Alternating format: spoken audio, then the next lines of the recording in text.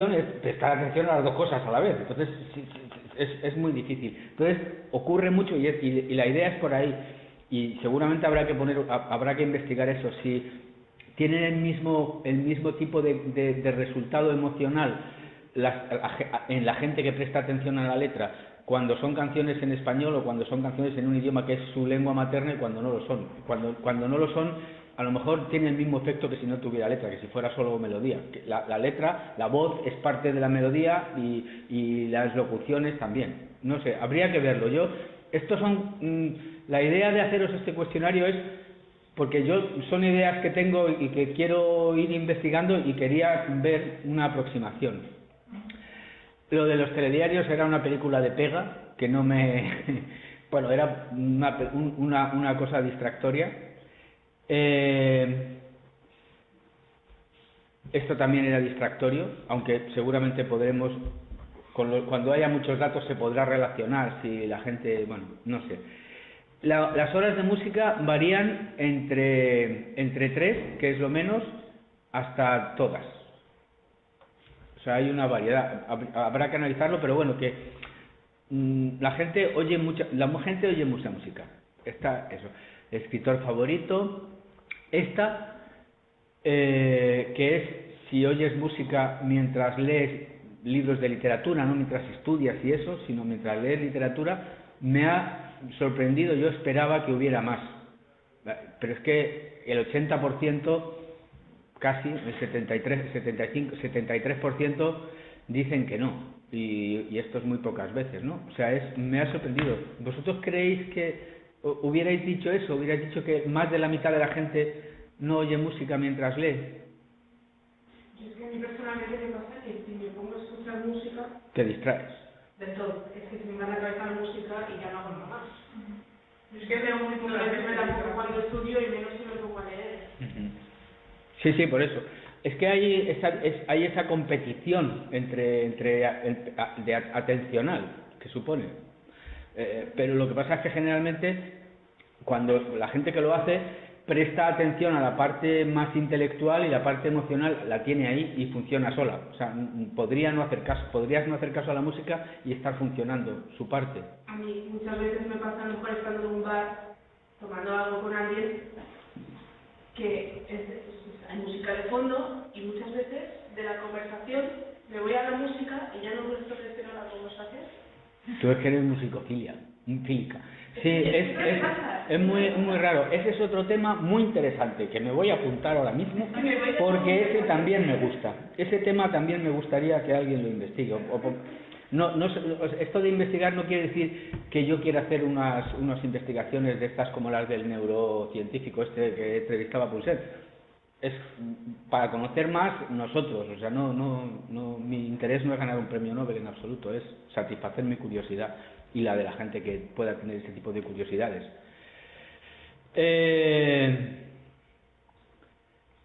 En cuanto a la música, mientras trabajas podéis ver los resultados, mientras vas en coche.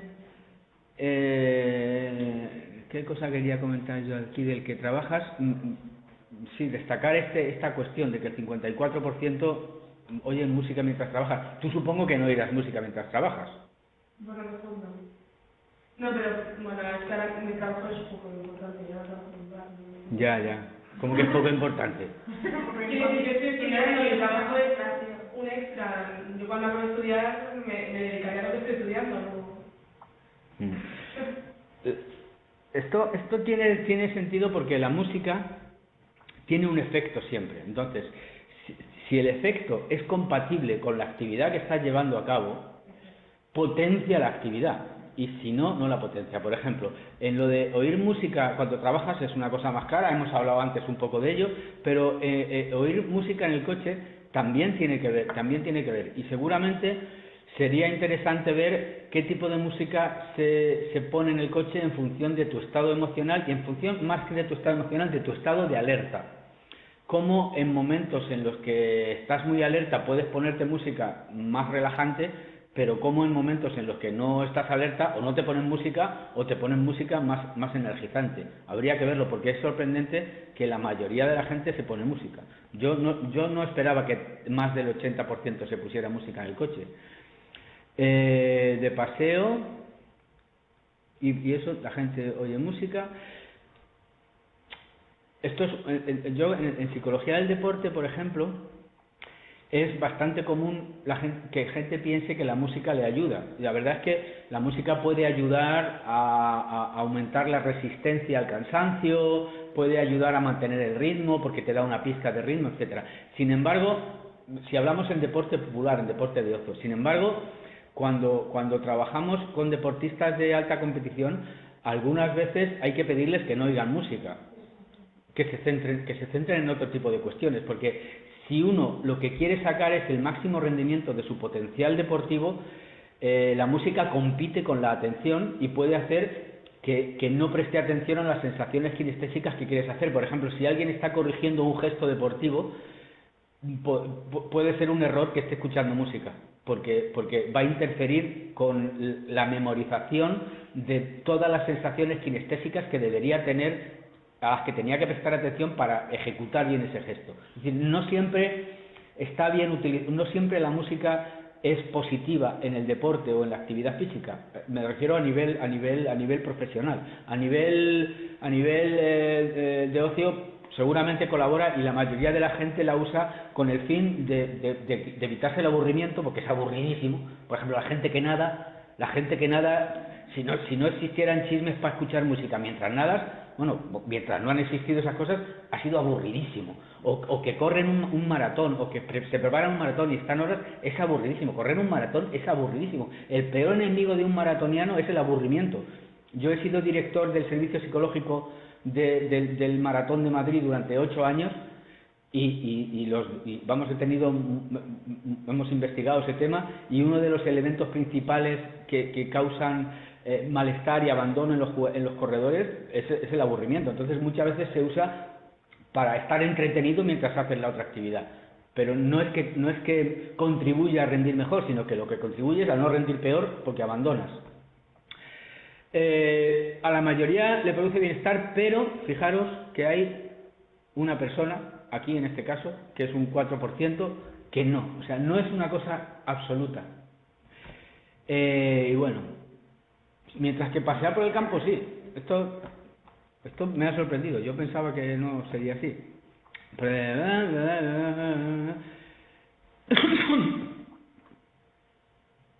La mayoría de la gente afirma que no podría vivir sin música. Supongo que esto es una muestra sesgada, porque os interesa este tema. Seguramente si esta encuesta la hacemos a la población general no sería tan alto. No puede ser, no puede ser. Porque, entre otras cosas, en realidad luego a la hora de comprar música la compra menos de la gente que dice que, o sea, menos porcentaje de la gente que dice que no podría vivir sin música, luego va y sí que la compra. Compran más flores. La florista está encantada. Flores es lo que más compran. Bueno, fijaros que hay diversas opiniones y diversas opciones y reacciones ante la música en las cosas. Eso es enriquecedor y es obvio y es normal, y tiene que ver con el aprendizaje en la historia personal de cada uno. Pero en lo que sí que hay un acuerdo es en la idea de que la música resulta placentera en general, y en general casi todo el mundo lo pone así, y en lo que es el acuerdo es absoluto es en que provoca algo, que la música no es inocua. Eso es muy importante tenerlo en cuenta. La música no resulta inocua, es un estímulo que provoca algún tipo de reacción. La reacción las hay de muchas maneras y cada uno puede vivirlas en función de su historia de aprendizaje de diferentes maneras, pero no es inocua. Y eso ya es interesante tenerlo en cuenta, porque hay otras cosas que sí que hay otras artes, por ejemplo, que sí que son inocuas. La música frente a otras artes tiene esa ventaja, que no deja a nadie en vacío, a todo el mundo le afecta, mientras que otras artes no. Yo qué sé, la arquitectura. Hay gente que es que le es absolutamente indiferente, no le hace nada, ni bien ni mal ni nada. Yo qué sé, más artes, pues yo qué sé, la pintura. Otras artes, sobre todo las plásticas, pueden no tener ningún efecto, o la literatura, la música es probablemente la expresión artística humana que con más probabilidad provoca algo. Entonces, si provoca algo, pues tiene sentido que la psicología se ocupe de estudiar ese algo con el fin de potenciarlo cuando ese algo tiene efectos positivos, o de minimizarlo, o de mejorar la producción de ese tipo de estímulos, en fin, que se ocupe de ello para mejorar la vida de la gente. Y en ese sentido es en el que la música se utiliza o tiene relación con la salud, como un estímulo que se puede aprovechar para potenciar otras estrategias que pueden estar ayudando a mejorar la salud o a mantener la salud, porque la relación de la música y la salud no es solo desde el punto de vista el concepto de musicoterapia. Ya dijimos ayer que terapia es una palabra muy fuerte y que poner terapia como apellido a cosas es como muy no sé cómo decir, muy osado. Musicoterapia, risoterapia, cromoterapia, campoterapia, deportivoterapia y fisioterapia. O sea, terapia es un concepto, es curación. Terapia quiere decir curación. Entonces, no hay una relación entre música y curación de nada. No hay una relación entre risa y curación de nada. No hay una relación entre sentarse en una silla y curación de nada. La curación es otra cosa y no es un principio activo elemental y fundamental, sino que son... Una propuesta de cine sería como, por ejemplo, aplicar a zonas que producen calor fino, que no se puede considerar terapia, pero sí también el dolor. ¿Perdón? Lo que decías de terapia, de la musicoterapia y todo eso, son cosas que te ayudan para claro, sufrimiento, sí. O sea, por ejemplo, aplicar frío o calor, dependiendo del caso, pero no te curan la contractura. Exactamente, es lo mismo, es el mismo tipo de cosas. Son elementos que pueden ayudar a mejorar, no es lo que cura, sino que durante el proceso de curación ayuda a que ese proceso sea más efectivo, sea más rápido, sea menos doloroso, yo qué sé, sea más soportable el dolor que provoca el tratamiento, no sé, son elementos que tienen relación con la salud, no porque sean terapias, sino porque tienen relación con la salud en cuanto a que la mejoran. Pero la mejoran, y era lo que iba a decir, que su relación con la salud no es solo desde el punto de vista de aplicarlas en situaciones de enfermedad, sino que su relación con la salud tiene que ver con toda la salud. La salud es una dimensión que va desde la absoluta falta de salud hasta la absoluta salud. Y la música y otras cosas pueden mejorar la situación de salud de las personas, pueden hacer que la gente que está en una situación de cuidados paliativos, porque ya no tiene solución, no encuentran nada, la música haga que sea más confortable su existencia. Eso es mejorar la calidad de vida, por lo tanto mejorar el bienestar, influye sobre la salud. Y la música puede hacer que una persona que no tiene ningún problema de salud en un momento le haga sentirse mejor, más relajado, y por lo tanto al estar más relajado va a afrontar mejor cualquier situación y las situaciones de estrés le van a afectar menos. Es decir, la relación de la música con la salud no hay que pensarla solo en lo que se piensa con el concepto terapia. Es decir, la música como elemento para utilizarlo en personas enfermas. No, la música como elemento de salud o como estímulo para mejorar, o como conjunto, como elemento que se puede utilizar en cualquier situación de salud de las personas para mejorar su estado de salud. La salud es una dimensión en la que siempre se puede mejorar. Por lo tanto, la música no hay que pensarla ahí. El efecto positivo y saludable de la música no solo ocurre en la gente que tiene enfermedades, en la gente que tiene autismo, en la gente que tiene cáncer o dolor de espalda crónico o lo que sea, sino que también tiene efecto en la gente que no tiene nada y que la música le provoca emociones positivas que le permiten mantener su cuerpo más sano, porque si uno tiene emociones positivas, su sistema inmunológico, por ejemplo, va a responder mejor. En teoría, una persona que le gusta la música, partimos de ahí, y obviamente que escucha la música que le gusta, porque como dice aquí uno de los alumnos que está en internet, la música te gusta, pues la música que te gusta, no a todo el mundo le gusta toda la música, pero cuando decimos si te gusta la música, es obvio que te estamos preguntando si te gusta la música que a ti te gusta. No te... Ya sabemos que hay mucha música, ¿no? Pero cuando a uno le preguntas, ¿te gusta la música? Se entiende que es algún tipo de música. Si dice que sí, pues vale. No vamos a juzgar qué música es. El caso es que le gusta. Bueno, pues una persona... O sea, esto es otra cosa que se podría investigar, fíjate, y este no es demasiado difícil. Una persona que le gusta la música, que oye la música que le gusta y que por lo tanto disfruta de esa situación, frente a una persona a la que o no le gusta la música o no oye la música que le gusta, por ejemplo porque está en el trabajo y lo que pone es la música que no le gusta, en teoría debería constiparse menos esta que esta, porque la que está escuchando la música que le gusta está expuesta a tener todo el rato unas sensaciones agradables, a estar emocionalmente en un estado positivo que va a mejorar la capacidad de funcionamiento de su cuerpo desde el punto de vista sencillamente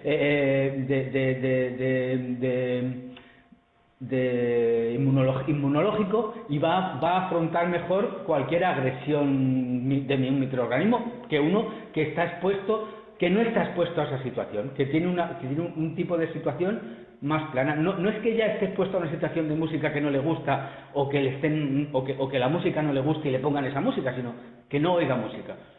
El efecto de la música trasciende, el efecto o la relación de la música y la salud trasciende la idea de musicoterapia. Habría que hablar de musicopromoción de la salud, o el efecto, la ayuda de la música en la mejora de la salud, independientemente de que sea a nivel terapéutico para sacarle a uno de una enfermedad, como que sea para hacerle a uno más fuerte y resulte preventiva. O sea, la música tendría un efecto preventivo, mejorador, de aumento de bienestar en cualquier sitio. Entonces, esto es una cosa que no se suele decir. Yo a nadie le he oído decir a las claras esto. Siempre que hablamos de la música y la salud, nos centramos en la música con el Alzheimer, la música con el retraso mental, la música con trastornos mentales, con la depresión, con la psicosis, o con trastornos crónicos de otro tipo, con el dolor crónico. Y no pensamos que la música también tiene un efecto beneficioso en situaciones que no necesariamente son situaciones de enfermedad. Entonces hay que tenerlo en cuenta. Y tenerlo en cuenta supone hacer actuaciones sobre la salud, porque actuar sobre la salud no es solamente ocuparse de los enfermos, hay que ocuparse también de los sanos para que no caigan en enfermedades y para que cada vez estén más sanos. Entonces, la música tiene esa utilidad que sí que podemos utilizar. No sé si vas a decir algo. Quería hacer una aportación en relación a eso. Yo en mi trabajo en el hospital como enfermera sí que he intentado, en la medida que he podido, utilizar la música con los pacientes, pero con este sentido que yo estoy diciendo ahora. Totalmente. Sí. Entonces quería aportar eso precisamente. Yo, por ejemplo, en el gabinete en el que trabajo, que hacemos técnica invasiva a pacientes de pruebas de tratamiento, sí que he observado que el hecho de ponerle música mientras hacemos estas técnicas ha reducido bastante el nivel de ansiedad de los pacientes. Solo por el hecho de ponerle la música mientras preparamos al paciente y hacemos las técnicas. Y de hecho los pacientes verbalmente muchos me lo han dicho después del tratamiento, que han estado mucho más relajados, y esto se traduce en que colaboran mucho más a la hora de realizar las técnicas, que experimentan menos dolor a la hora de realizar las técnicas invasivas y que salen mucho más tranquilos y de manera mucho más positiva. En la misma medida que si no lo hubiésemos hecho, están más nerviosos, colaboran peor, tienen más intensidad a la hora de experimentar el dolor. no haya un estudio, o sea, yo lo he hecho un poco en mi día a día, pero creo que... No, bueno, es una observación completamente empírica, que aunque no hayas registrado para que sea un estudio y lo hayas comparado, es una cosa que confirma un poco esta idea. Por ejemplo, sí que hay estudios, hay un estudio muy simple, ¿no? De esta cuestión, es que, por ejemplo, la Organización Mundial de la Salud, de la cual cada vez nos fiamos menos el mundo, tiene, por ejemplo, los criterios para la toma de la tensión, que tiene que ser que el paciente esté esperando durante un tiempo, para que esté relajado y no llegue a la consulta y le tomen la tensión inmediatamente, porque entonces es engañosa. Y entonces hicieron un estudio comparando esos criterios, ese protocolo que da la Organización Mundial de la Salud, lo compararon con un protocolo similar en el que además había música. Y observaron que los valores de tensión arterial eran más precisos cuando además se utilizaba música, o sea, se eliminaba cualquier tipo de... se maximizaba el efecto de la relajación y se veía ahí, o sea que es una cosa que tiene muchos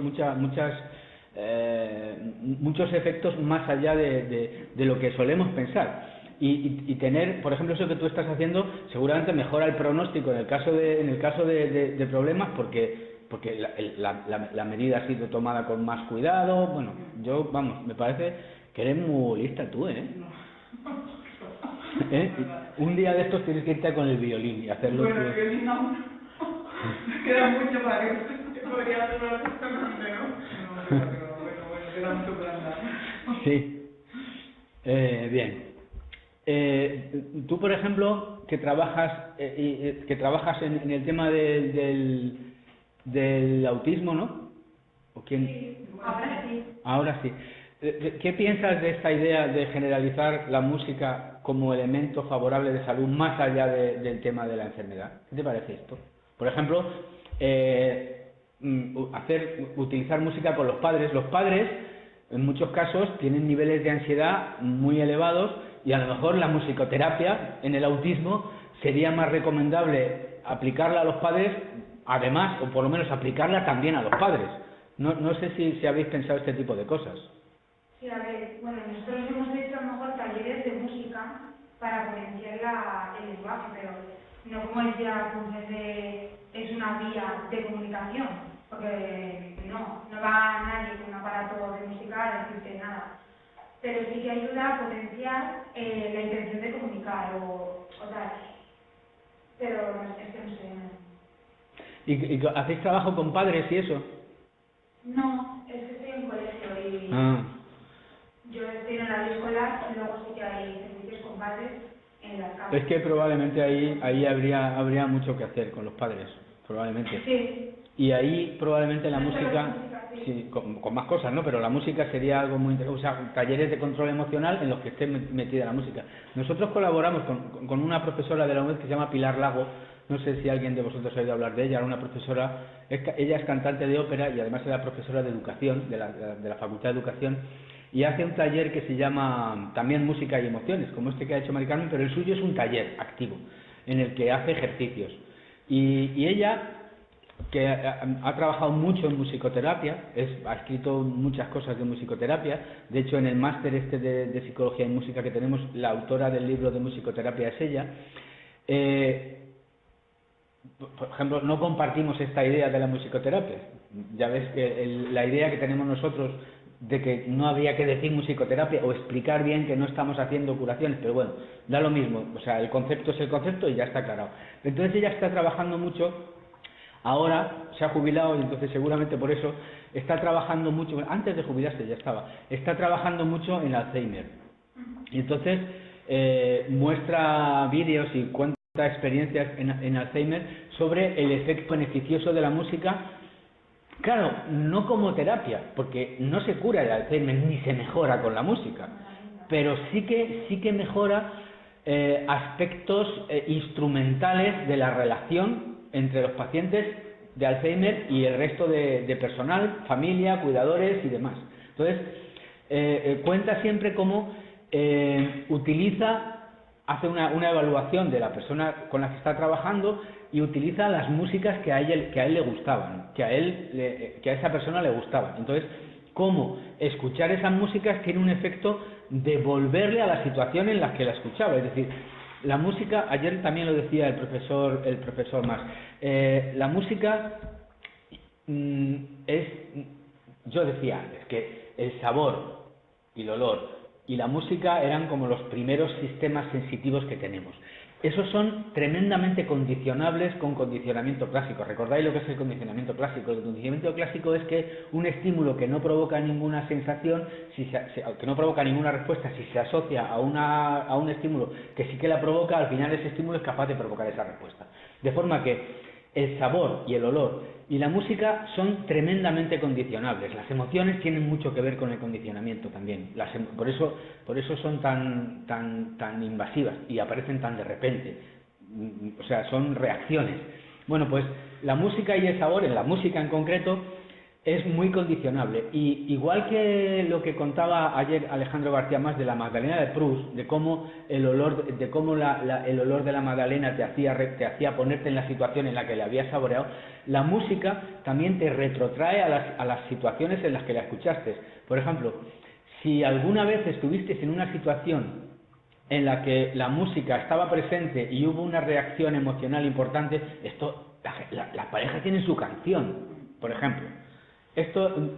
Muchas parejas tienen su canción, y su canción quiere decir que esa canción les retrotrae a la situación en la que sintieron una intensa emoción amorosa y bueno, pues escuchar esa música les retrotrae a esa situación. Entonces, en el caso del Alzheimer, y esto funciona no de una forma memorística de que haya que recuperar la información voluntariamente. Por ejemplo, una forma memorística de recuperación de información es si os digo, ¿qué hicisteis ayer? Entonces, tenéis que decir, pues ayer, sé qué. Entonces, haces un ejercicio intelectual de recuperar información, tu cerebro manda y lo recupera, ¿vale?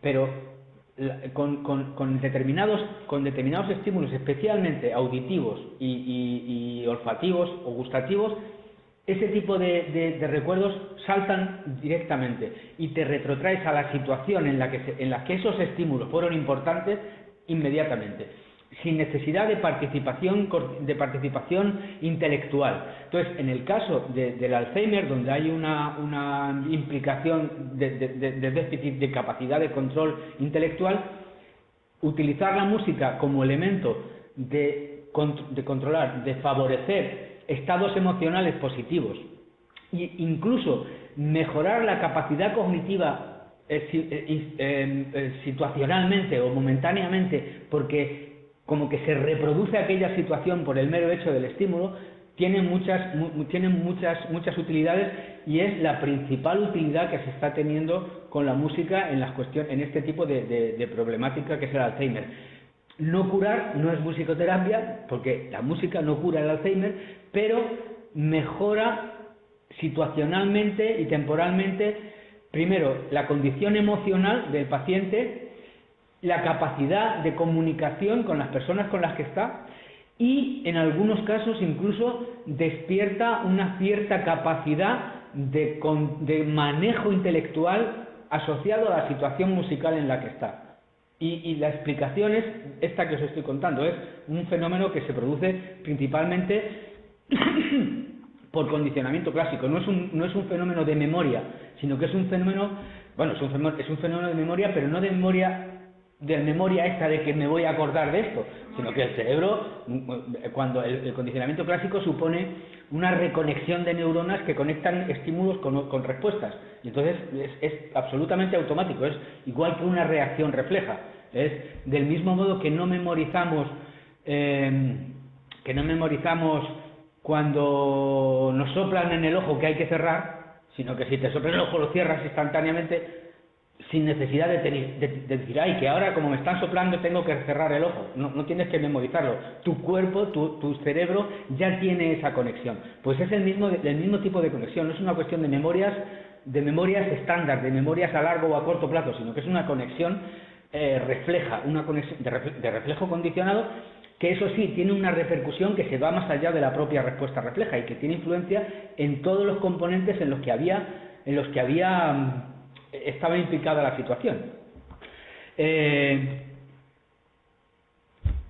No sé qué os parece esto. Si lo habíais visto así.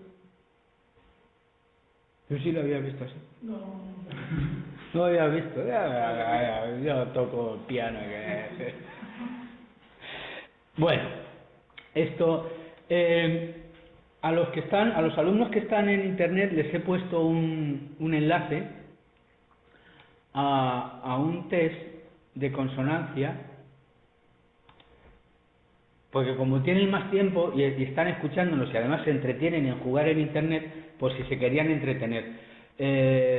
Yo este enlace de alguna manera os lo haré llegar a vosotros para que cuando queráis lo utilicéis. Y tiene que ver, o la razón por la que os lo propongo para que si queréis lo hagáis, es para que veáis que la música tiene la posibilidad de ser juzgada intelectualmente y tiene la posibilidad de ser valorada emocionalmente. Entonces, el test lo que propone es valorar unos fragmentos de música. A ver dónde está. Ah, no me deja hacerlo, pero voy a poner aquí algo para que veáis cómo es solo. Tiene la posibilidad, te ofrece la posibilidad de valorar, de juzgar intelectualmente unos fragmentos de música en cuanto a si te parecen consonantes o disonantes. Yo que sé, por ejemplo vamos a poner uno para que veáis cómo es, si suena.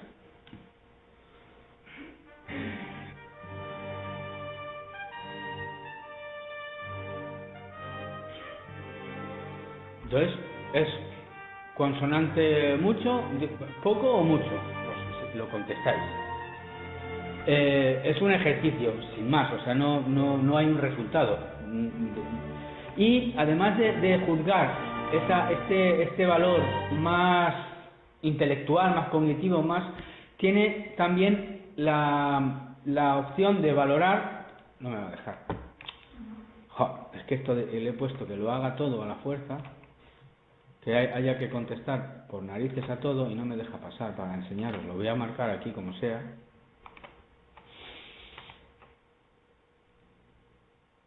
Para poder ir, bueno, en cualquier caso, luego lo que te pide es que hagas la valoración, el valor emocional positivo o negativo que te produce.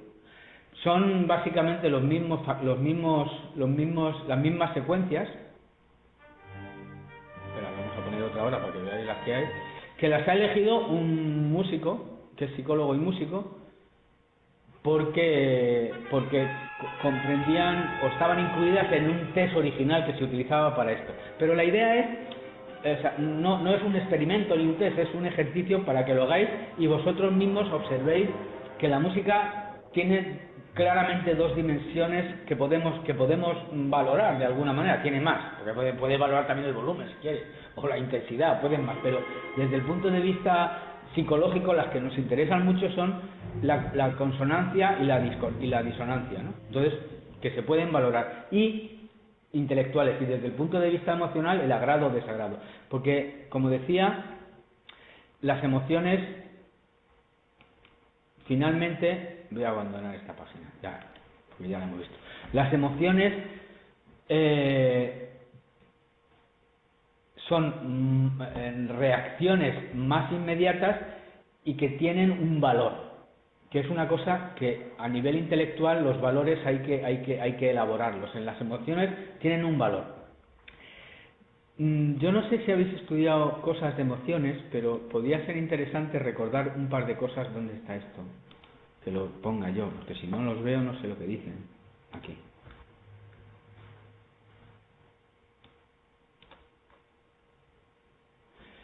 Las emociones tienen dos componentes que son interesantes y que en el caso de la música nos parece que hay que también que señalarlas, que tienen la dimensión fisiológica. La dimensión fisiológica tiene que ver con la intensidad. No todas las emociones tienen el mismo nivel de intensidad. Entonces, si hiciéramos un gráfico, podríamos decir que las emociones tienen más o menos intensidad, cualquier emoción. Que la intensidad se mide en el grado de activación fisiológica, que tiene que ver pues con la frecuencia de los latidos, como tú decías antes, no sé si tú, no sé, yo, no sé, alguien, tiene que ver con la actividad eléctrica de la piel, con la frecuencia a la que está trabajando nuestro córtex, con la frecuencia respiratoria, con la tensión de los músculos. Las emociones afectan a todos esos sistemas y pueden hacer que se activen o menos. Por eso, cuando preguntas a la gente si la música te activa o te relaja, pues unas veces sí y otras veces no. En general, te suelen activar cuando tu nivel es más bajo y te suelen relajar cuando tu nivel es más alto de tu nivel basal. En general, lo cual no quiere decir que algunas veces, aunque tu nivel de activación sea alto, la música no pueda subirte más. Pero en general, lo que ocurre con la música es que te conduce al nivel homeostático más adecuado para ti. En general. Digo, muy importante decir en general, porque ya sé que hay gente que hay situaciones en las que puede ser más, pero globalmente es así.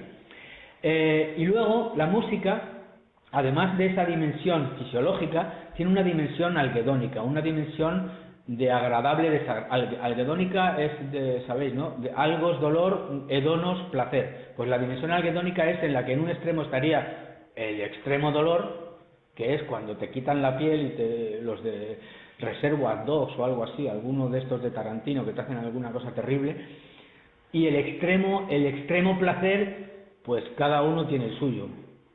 Cerrad los ojos y pensad en la situación de más extremo placer en la que habéis estado nunca. Y que no sea sexual. ¿Ya?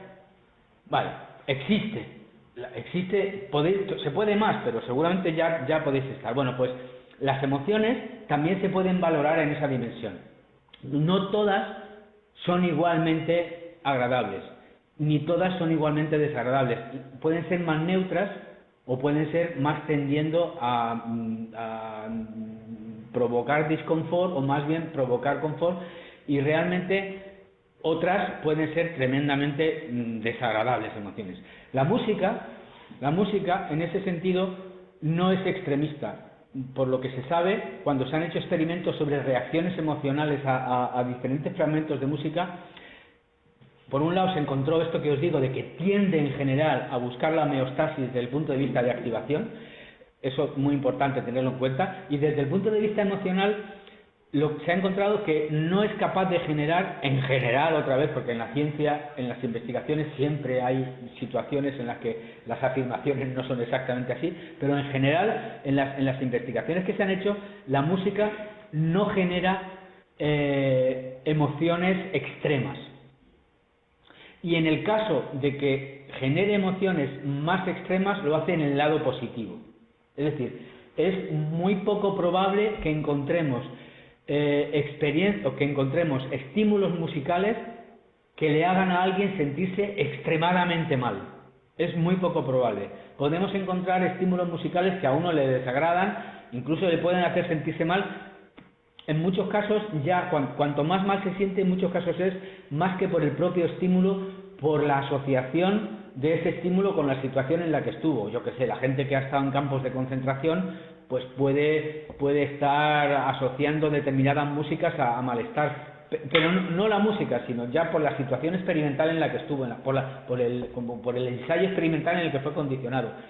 Y desde el punto de vista de agradable ocurre lo mismo. Tampoco se consiguen situaciones absolutamente de extremo placer, aunque hay más excepciones en el lado del extremo placer que en el lado del extremo malestar. O sea, sí que hay excepciones en el extremo de que hay algunas personas que son especialmente sensibles y que llegan al éxtasis emocional con música sin que haya en su caso ningún tipo de condicionamiento a situaciones, sino por la música en sí. Hay esas excepciones en este lado, pero lo habitual y en la mayoría de la gente, la música, el abanico de emoción que produce está balanceado, un poquito más hacia lo positivo que hacia lo negativo, pero bastante balanceado. No sé si habéis visto La Naranja Mecánica alguien. Hace mucho, pero fijaros, en La Naranja Mecánica, por ejemplo, La Naranja Mecánica es una historia de un delincuente al que tratan de de ayudarle a dejar de ser delincuente y psicópata, porque es un psicópata, tratan de ayudarle, algunos con buena intención y otros con intenciones puramente políticas y de su rollo, ¿no? Pero vamos a dejar de juzgar eso. Tratan de ayudarle con la tecnología que en aquel tiempo había a eliminarle su afición a la violencia. Y entonces lo hacen cuando la modificación de conducta, cuando la terapia de conducta no estaba desarrollada, pues se hacían cosas muy terribles, ¿no? Y entonces, pues es muy terrible juzgarlas desde el punto de vista de hoy. La historia hay que juzgarla siempre desde si la quieres juzgar, intenta entenderla en su momento, porque si desde ahora, imagínate, los prehistóricos que tiraban del pelo a las mujeres y las arrastraban así, qué cabrones, ya, pero eran los prehistóricos, o sea, ¿no? Bueno, el caso es que a lo que voy, en la película cuentan que utilizaron un procedimiento de condicionamiento clásico que le consistía en exponerle a ver escenas violentas mientras le provocaban vómitos. Hay unos eméticos, hay unos fármacos que te provocan vómito y que es muy, muy desagradable. Y entonces, si una persona asocia determinada situación a que le da asco y está expuesto muchas veces a esa situación, realmente cuando esté en esa situación le dará asco. Es así. Yo que sé, en los años 50, por ejemplo, también se utilizaba esto en situaciones, por ejemplo, a personas que querían dejar de fumar, hacían cosas tales como, hoy ya no se hacen porque tenemos otras tecnologías mejores, pero por ejemplo un tratamiento para las adicciones, uno de los tratamientos que se propusieron en los años 50, 60 para las adicciones era ofrecer para el alcohol, para fumar, porque el fumar todavía estaba bien visto. Les ponían una copa de les proporcionaban el estímulo que les provocaba el deseo de consumir alcohol, a la vez que les inyectaban, o sea, que les caía de un gotero una gota de curare. El curare, sabéis que es una sustancia que paraliza y provoca una sensación de muerte inminente. O sea, te paraliza totalmente y provoca una sensación de muerte inminente. Es lo más desagradable que se ha encontrado como forma de generar un estímulo aversivo. Entonces, pues pretendían asociar la sensación de muerte inminente a la de beber. Y entonces la gente, pues, dejaba de beber. Dejaba de beber en una situación tremendamente dramática. Bueno, pues en la película esta, Como los ratones. Sí, bueno, igual que los ratones. Hay que ponerse en la mentalidad y en la tecnología que había entonces. Hoy no se hace eso, hoy sabemos que hay otras formas mucho más, aparte de menos agresivas y menos dramáticas y menos invasivas, más efectivas incluso, porque el problema de este tipo de técnicas era que las recaídas eran extremadamente frecuentes, por problemas del propio condicionamiento clásico en cuanto a la generalización. Bueno, no vamos a hablar de eso. Pero que en la película esta aprovecharon o contaban eso y lo aplicaban al tratamiento de la violencia, de un psicópata que era violento. Entonces le daban, en este caso no le daban curare, no le ponían curare, sino que le daban un emético que producía un asco y eso. Y las imágenes que ponían, pues estaban acompañadas de música. Porque como que a nadie se le ocurre poner imágenes sin música, ¿no? O sea, ya pones una película y le pones música. Y hay gente que no tiene cuidado con la música y pone la música que le parece bien. Y en este caso ponían música de Beethoven, sobre todo. Y curiosamente este era un amante de la música de Beethoven. O sea, aparte de ser un psicópata, era un melómano absolutamente muy entregado. Y entonces... Esto sería ficción, ¿no? Sí, es ficción. Es una película de Kubrick. Es ficción. No, te lo digo porque creo que fuiste tú que comentaste que los psicópatas no son sensibles a la música. Los psicópatas, sí, es ficción, son menos sensibles, porque para la música hace falta que funcionen las células espejo y la empatía, porque son menos, no es que no sean, hay muchas excepciones, o sea, yo no sé, no es una afirmación que yo hiciera así de una forma, los psicópatas no son sensibles a la música, seguramente. No, bueno, pues me desdigo, porque en cualquier caso esto es ficción y bueno. Entonces, lo que ocurrió en la película, lo que cuentan que ocurrió es que, además de condicionar la aversión, el asco a las escenas, también condicionó la música. Y empezó a tener reacciones emocionales de desagrado y de asco solo con el estilo de la música. Y le jodieron la vida al este chico. Igual que Albert, ¿no? Igual que Albert. ¿Igual que? A Albert. A Albert luego le arreglaron, hombre. ¿La arreglaron? Sí, ¿no sabes que le arreglaron? Es que os quedáis con la mitad de la historia. Bueno, yo tenía entendido que la intención sí era arreglarlo, pero que la madre no quiso. No sé, mi conocimiento del tema es que sí, pero vamos, no lo sé. En cualquier caso, es también como aquel que murió la primera vez que le pusieron la penicilina. O sea, es un fallo de... No sé. ¿Sabéis lo de Albert? Por si no sabéis. Albert es una historia de una investigación primitiva que llevaba Watson con Rainer en la Universidad de Columbia en Nueva York, que quería explicar y conocer cómo era cómo el miedo era una cosa aprendida, no era una cosa que se heredaba. Y entonces enseñaron a un niño a responder con miedo ante un osito de peluche. No era exactamente así, pero bueno. Y entonces pues le pusieron un osito de peluche, no sé si era un osito de peluche, bueno, no sé. El caso es que eran diferentes cosas, pero vamos a resumirlo. Entonces, pues cogieron a un niño que no tenía miedo a los ositos de peluche y entonces pues se lo dieron y vieron que no tenía miedo. Y luego ya otra vez se lo dieron, pero a la vez que se lo dieron hicieron un ruidazo detrás que se asustó. Y entonces se puso a llorar, no por el osito, sino por el susto. Pero después de 4 o 5 situaciones en las que pasó eso, pues al final veía al osito y lloraba. Porque tenía miedo, el osito le suponía un estímulo de miedo. La explicación de Maurer de Watson y Maurer es un fenómeno de doble proceso de condicionamiento clásico y operante que produce el doble, no sé cómo se llamaba la teoría de los 2 factores de condicionamiento.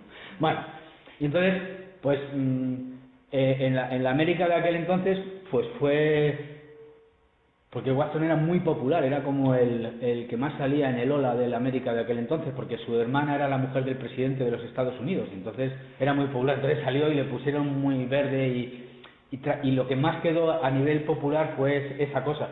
Y total, que Watson cayó en desgracia, pues, se divorció de la mujer porque se hizo amante de Rainer, pero como era muy listo y muy guapo, se hizo multimillonario haciendo psicología industrial de selección de personas, pero multimillonario, y se retiró a su rancho, y solo después de 40 años de aquello, que es el inicio de la psicología conductista, le hicieron un reconocimiento dándose cuenta de que los juicios de valor que habían hecho de su trabajo estaban centrados más en su situación personal y familiar y en el rollo social que en la aportación a la ciencia. Y de hecho la APA, la Asociación Americana de Psicología, hizo un gran homenaje a Watson y al final fue rehabilitado.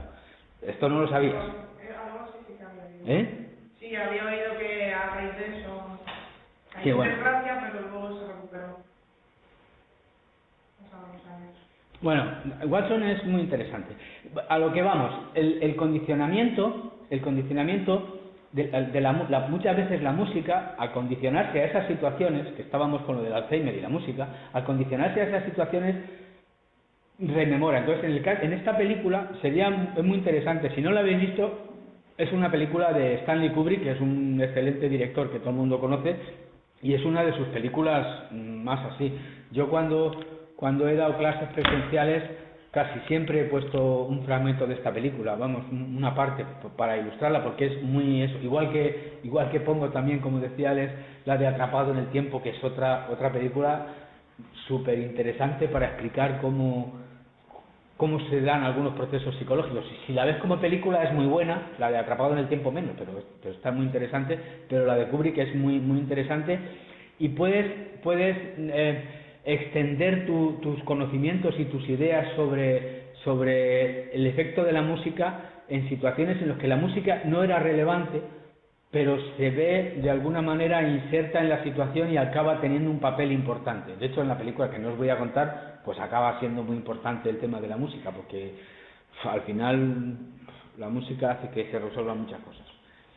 En resumen, la música y la salud tienen una relación que va más allá de la terapia y que en algunas situaciones, por ejemplo en el caso del Alzheimer, está siendo muy utilizada con la finalidad de facilitar comunicación, de retrotraer a situaciones previas a la enfermedad y de facilitar el acondicionamiento emocional, porque en muchos casos del Alzheimer hay reacciones emocionales que son excesivamente alteradas y con la música se arreglan, se minimizan y mejoran la comunicación, sobre todo con los cuidadores y con los otros personas con las que se convive.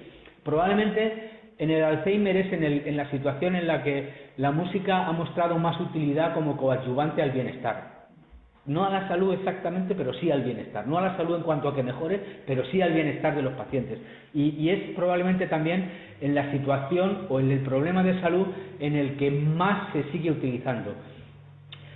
La música se ha utilizado en muchos problemas de salud desde hace mucho. Yo me acuerdo que en el año 82 fue la primera vez que oí hablar de la musicoterapia y me pareció alucinante, o sea, no comprendí nada en aquel momento.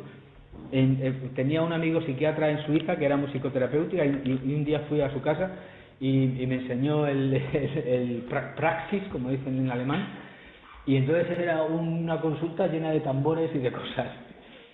Entonces, al principio se empezó a utilizar en cualquier tipo de problema mental, sobre todo en depresiones y en ansiedad, y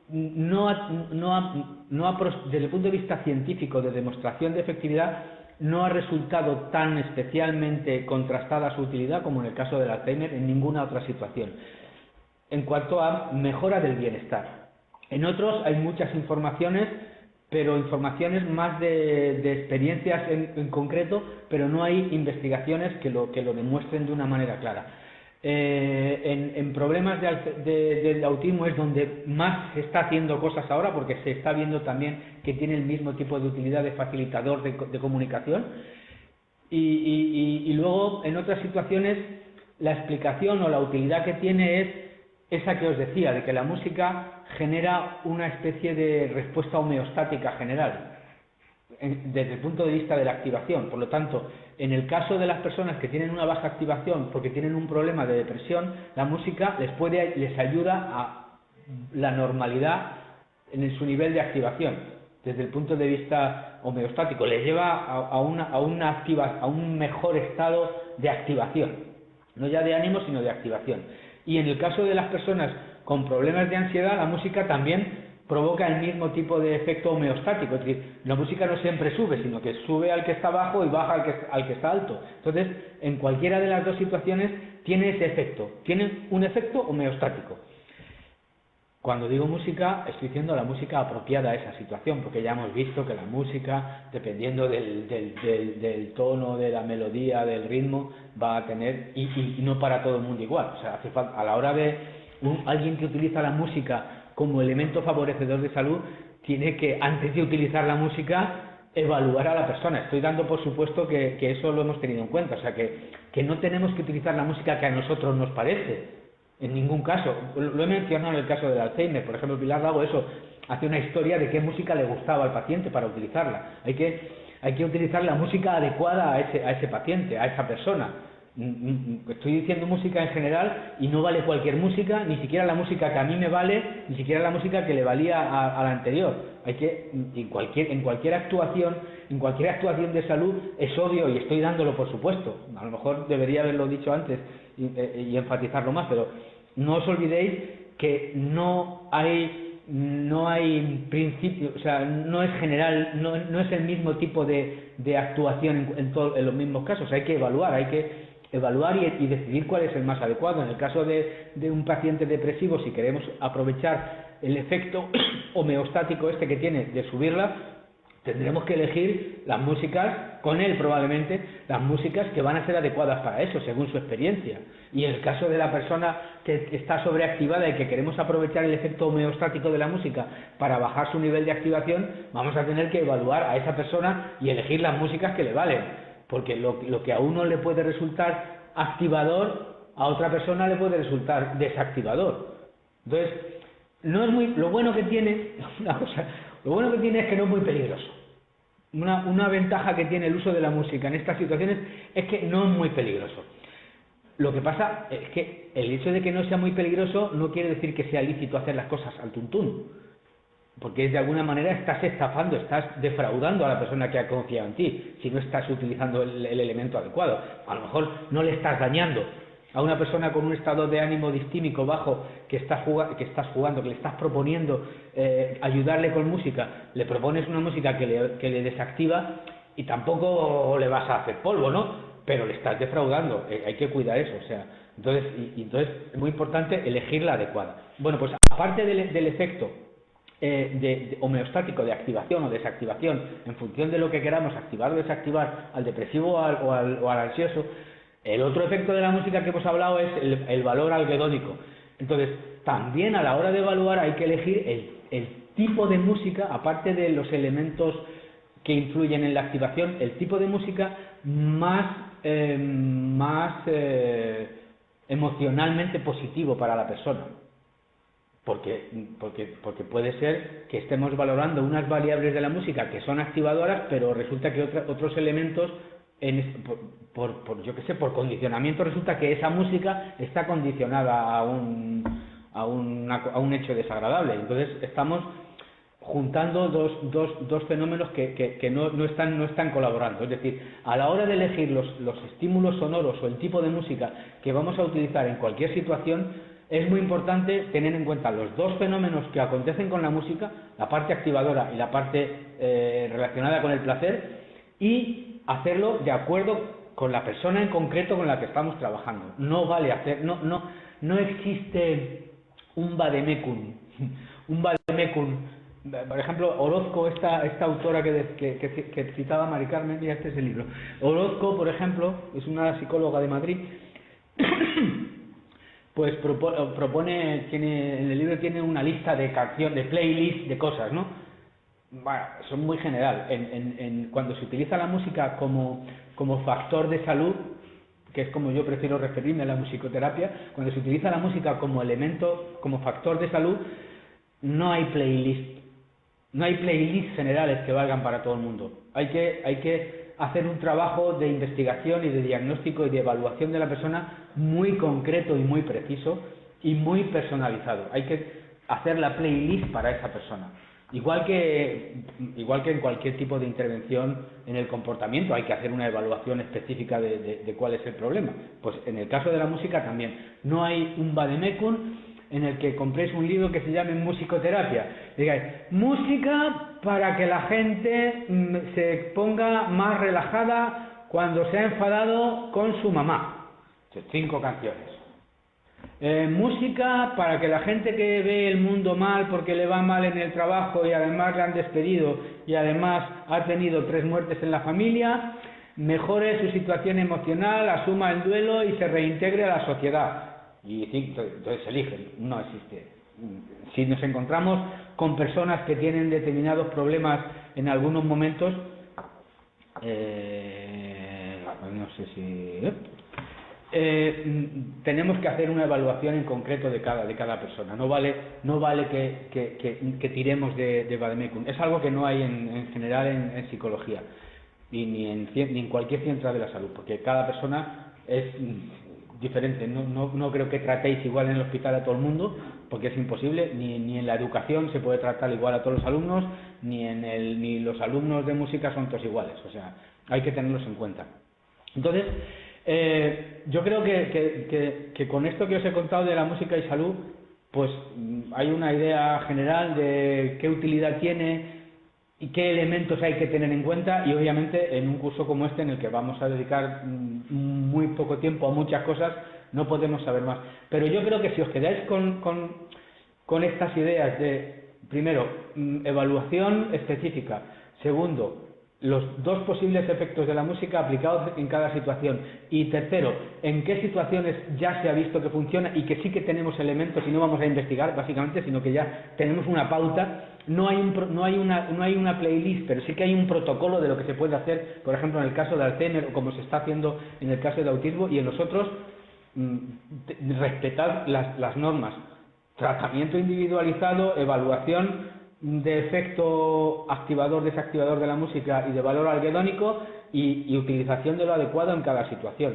Yo creo que eso puede ser suficientemente eso. Por ejemplo, en vuestro caso, tú cuando lo contabas, lo del hospital, yo estaba pensando, no lo he dicho porque no lo he dicho, pero ahora ya sí que lo tengo que decir, que está bien, pero que lo que sería ya la bomba sería adecuar la música a la persona, que es lo que faltaba. Entonces decía, hay que tener cuidado porque a alguno será que le moleste esa música. Entonces, no a todo el mundo, no es general. Hombre, hay un patrón general, cultural, que todos estamos inmersos en la misma cultura y tenemos muchas cosas en común, pero siempre puede haber alguno que se te vaya. Entonces, se corre ese peligro. De todas formas, son más los beneficios que el peligro que se corre, porque como digo, lo bueno que tiene es que es inocuo. O sea, inocuo desde el punto de vista de cronicidad. O sea, puedes generar una mala reacción, pero bueno, se puede arreglar. No es como, vamos, no ha generado un problema crónico ni un trauma para toda la vida. Aparte de que en el rango de población que tenemos, por ejemplo, en mi consulta, sí que son pacientes crónicos, suelen ser los mismos pacientes que vienen, ya lo vamos conociendo, y también en función de cómo ves que entra el paciente, sí que trata de personalizarlo un poco. Entonces, no a todos, yo en mi caso no a todos les pongo. Muy bien, pues eso está muy bien, y está bien que lo destaques, o sea, porque eso sí que ya, o sea, si antes te he dicho que eras listísima, ahora además de listísima es que eres más buena. No, pero es verdad que la psicología, yo sí que pienso que se puede utilizar en muchísimos campos de conocimiento y muchas profesiones. Yo, por ejemplo, como enfermera, sí que estoy encontrando muchísima utilidad a los conocimientos que voy cogiendo de psicología para aplicar a mi trabajo como enfermera. Y luego, unido con la música, pues sí que se pueden utilizar desde las distintas disciplinas y conseguir efectos muy positivos en el trabajo. Por ejemplo, en mi trabajo del día a día como enfermera, por ejemplo. Pues oye, qué bien, cómo me gusta, que ese sería un buen espíritu de los alumnos de psicología que además desempeñan una profesión, ir aplicando todo lo que aprenden todo el rato, porque además te das cuenta de la potencia que tiene controlar cosas que dejamos al azar y que, pues, ¿qué está sonando en la consulta? Va a sonar esto, porque sí. Yo una vez que trabajé como psicólogo, mi primer trabajo como psicólogo fue en drogodependencias, en una unidad de drogodependencias, ambulatoria, pero que tenía también un centro, se llamaba La Granja, donde ahí se iba a desintoxicar. Esto era en los años en los que la heroína era un verdadero problema en España, en los años primeros 80, que hubo una explosión de heroína. Además cuando aparecía el SIDA, los pacientes míos se morían más que de sobredosis de SIDA, porque el SIDA estaba absolutamente incontrolado. Y entonces, eso para que os situáis. Entonces, cuando yo empecé a trabajar allí, pues el día que llegué, me dijeron, bueno, pues lo primero que vas a hacer es ir a una reunión porque están haciendo los estatutos de La Granja. Yo de La Granja. Y yo no sabía de La Granja, ¿no? Pero sabía un montón de psicología. Vamos, de hecho, había ganado esa posición con el número 1 y sabía un montón, porque había estudiado en la UNED, y en la UNED se aprende muchísimo. Entonces, como había estudiado en la UNED, sabía muchísima psicología, y total, que como sabía mucha psicología, pues, y yo de lo que hablo es de psicología, pues digo, pues no pasa nada. Y entonces estaban hablando de las normas de las normas de convivencia y de no sé qué y no sé cuánto, y decían, pues vamos a poner esto, cosas justificadas en razones que no eran específicamente terapéuticas o que tuvieran la misión de... Entonces yo digo, a mí me parece que en una institución de este tipo absolutamente todo tiene que tener la misma finalidad. Es decir, que hasta dónde pongamos las luces tiene que ser... empezó porque empezó por eso. Decían que el personal que trabajaba allí había personal terapéutico y personal de servicios. Me parece un error que utilicéis esa denominación, buscar otra, porque allí todo tiene que ser terapéutico, hasta las sillas. O sea, no podemos dejar nada al azar. Si tenemos un sitio en el que tenemos todo el control y queremos favorecer determinados comportamientos de resocialización y de abandono de las drogas, y tenemos la posibilidad de controlarlo todo, ¿por qué vamos a dejar cosas al azar? ¿Por qué vamos a dejar que suene al azar lo que sea? Es que hasta lo que suena tiene que ser, hasta las luces, hasta lo que se coma, por supuesto. Y entonces, muy mal, porque me tocó a mí inventarme todo el proceso y convencer a todo el mundo de todas las cosas que se me pasaban por la cabeza aquel día. Pero yendo a lo tuyo, es que en una institución sanitaria todo tiene que ser terapéutico. No puede haber elementos estéticos, no puede haber música estética. O sea, si en un hospital, en una sala de espera de un centro de salud hay música, tiene que ser música que tiene una finalidad para la salud. O sea, todo tiene que estar pensado. Entonces, es estupendo que tú te des cuenta y que no dejes al azar ese tipo de cosas. Cuando un profesional de la salud habla, no habla porque sí, habla con la finalidad. O sea, tiene que tener una locución con la finalidad que tiene. En educación igual. En educación, todo lo que haya en un colegio tiene que tener la finalidad de mejorar la educación. No puedes poner cosas de adorno. Si quieres poner adornos, tienen que ser adornos educativos. Si quieres poner adornos en un hospital, tienen que ser adornos curativos, paliativos, que provoquen bienestar. Entonces, eso yo creo que hay que tenerlo en cuenta. No sé por qué me ha saltado a mí esto ahora y no me he ido a lo que iba. Bueno, vamos a seguir para terminar con un par de cosas. Ayer, en un momento, a ver si lo encuentro, en un momento de ayer, ¿dónde está esto? Aquí. Ayer yo iba a haber hablado más de los intérpretes artísticos y se me quedaron algunas cosas de los intérpretes artísticos que me gustaría por lo menos contar hoy. Y es que los intérpretes, porque en esto de la música y de la interpretación artística, conté cómo era esta, bueno, en la música hay diferentes personas que son elementos, que son participantes. Vamos a dejar ya el arte y vámonos a la música directamente. En la música, pues hay personas importantes que son los que escuchan, los que hacen la música, los que la crean, los que la producen, los que la venden, o sea, los críticos. Hay un montón de intervinientes, ¿no? Y uno de los más importantes son los intérpretes. Los intérpretes, que como decíamos ayer, algunas veces son más ejecutantes y otras veces más intérpretes, pero que vamos a llamarlos intérpretes porque es que es lo que son, aunque alguna vez no hagan de intérpretes.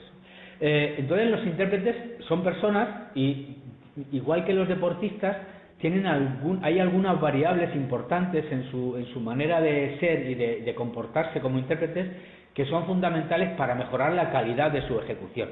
Ayer hablábamos del rendimiento y el rendimiento musical se mide en si se ha conseguido el objetivo, yo creo. Entonces, si el objetivo de un intérprete musical o de un músico es conseguir que la gente disfrute, se emocione positivamente, se active, baile, lo que quiera, pues el rendimiento es en qué medida ha conseguido eso. Ese es el rendimiento. El rendimiento conlleva una parte técnica, una parte expresiva, una parte artística, una parte empática, lleva muchas cosas, pero se puede valorar así, igual que entonces, eso por ejemplo, a diferencia del deporte, es que en el deporte el rendimiento se suele asociar al resultado. Los psicólogos del deporte enfatizamos que no hay que fijarse en el resultado, sobre todo en el deporte de iniciación, claro, sino en si se ha hecho bien el proceso. El rendimiento del deporte de iniciación es hacerlo bien.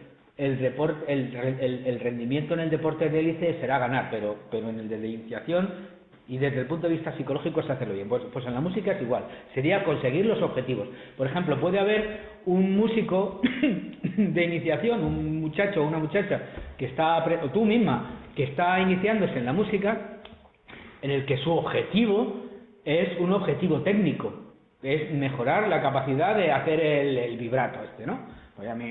O no desafinar nada con el violín, o alcanzar no sé qué determinadas teclas, o hacer no sé qué, bueno, puede ser un objetivo técnico. Bueno, pues el rendimiento en esta situación será técnico, pero cuando un intérprete profesional se habla de rendimiento, su rendimiento es mucho más que técnico, es otra cosa.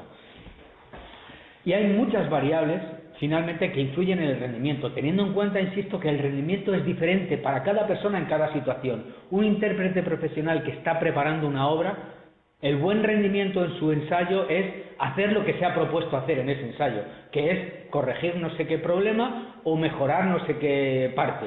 Ese es el rendimiento. Uno que se está iniciando, pues a lo mejor el rendimiento es que ya pone en la guitarra, pues que ya pone el acorde de fa con cejilla sin que le suenen todas las cuerdas. Le suenan siempre, ¿no? Bueno, el rendimiento es situacional al objetivo de cada momento. Y no solamente hay diferencias en cuanto al nivel del intérprete, sino el propio intérprete a lo largo del tiempo. Y nosotros, cuando empezamos a trabajar en esto, pensamos que había unas variables especialmente interesantes para ayudar a los intérpretes a mejorar su rendimiento. De hecho, no lo llamábamos rendimiento, y no lo llamamos rendimiento, lo llamamos actuación artística exitosa. Porque rendimiento echa para atrás un poco. Entonces hicimos un cuestionario que se llamaba los determinantes psicológicos de la actuación artística exitosa. Actuación artística exitosa no necesariamente es una actuación de cara al público. La actuación artística puede ser el ensayo, porque además decíamos, y luego lo acortamos, que era determinantes psicológicos de la actuación artística exitosa y de los ensayos útiles y productivos. Y entonces como era muy largo, quitamos todo lo otro y dijimos, en la actuación artística metemos todo esto, porque era muy largo, pero incluía al principio y de los ensayos útiles y productivos.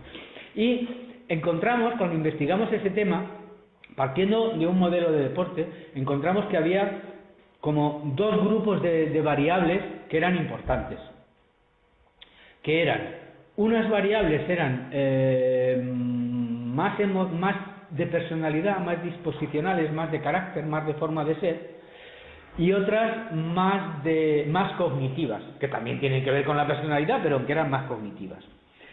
Entonces, dentro de las de forma de ser, encontramos una que era la motivación. La motivación es muy interesante. Otra que era la dependencia e independencia del medio, locus de control. Así me olvida, de memoria. ¿Cómo es posible que se me olvide a mí esto, que me lo he inventado yo? No importa mucho. Encontramos variables de este tipo y otras variables más intelectuales, podríamos decir, que eran memoria. Era control de la activación. Memoria, concentración, y hicimos un cuestionario que medía eso. De forma que los intérpretes contestan ese cuestionario y el psicólogo o el profesor, de hecho, en algunos conservatorios, porque esto lo hicimos en el año 2004, o sea, ya hace 14 años, y entonces es un cuestionario que ya se está usando en muchos sitios, ¿no? Entonces, el profesor o el psicólogo, en algunos conservatorios, que sepáis, hay psicólogos, ¿eh? Es impresionante, pero hay algunos conservatorios que tienen un departamento de psicología de la música. Por ejemplo, el Conservatorio de Vigo, el Conservatorio Superior de Vigo, tiene un departamento de psicología de la música que dirige Patricia Blanco, que es una psicóloga y música. La verdad es que ha conseguido eso, entró como profesora de canto, ¿no? Y sigue dando eso, y además hace más. O sea, en realidad la entrada de los psicólogos a los conservatorios ha sido asumiendo más trabajo del que ya tenían. Creo que ya se está liberando de algunas clases para centrarse más en esto. Bueno, pues ese tipo de instrumentos puede ayudar a los intérpretes a mejorar, a recibir orientación sobre qué variables tiene que trabajar más. Entonces, por ejemplo, Y también sirve para que el profesor, en el caso de que estamos hablando de un conservatorio, el profesor o el director el director de esa orquesta o el propio intérprete sepa qué estrategias puede utilizar para mejorar determinadas cuestiones. Entonces, pues por ejemplo, una de las variables que decía, que era la del locus de control, es especialmente interesante, porque no todo el mundo es igual en esa variable. El locus de control es la idea que tiene cada uno sobre de qué depende que reciba refuerzo o no cuando hace cosas. Es muy complejo dicho así, lo vamos a decir más sencillamente.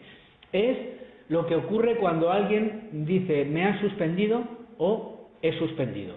Es a qué atribuyes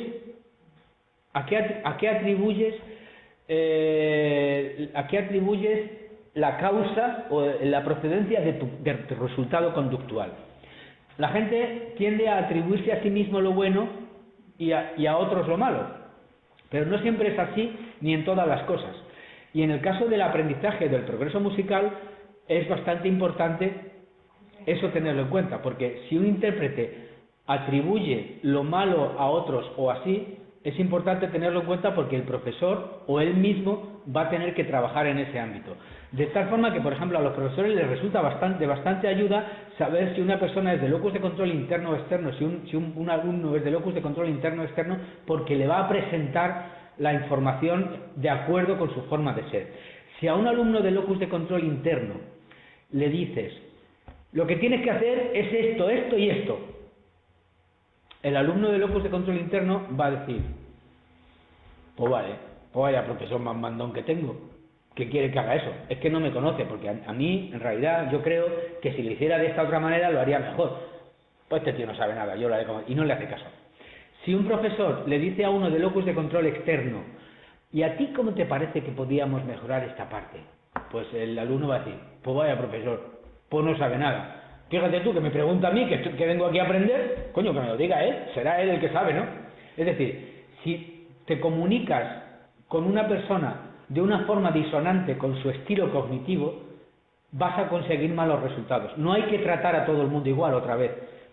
Si a todos les tratas como si fueran de locus de control interno, vas a conseguir que los de locus de control interno te hagan caso y funcionen, pero los de locus de control interno no.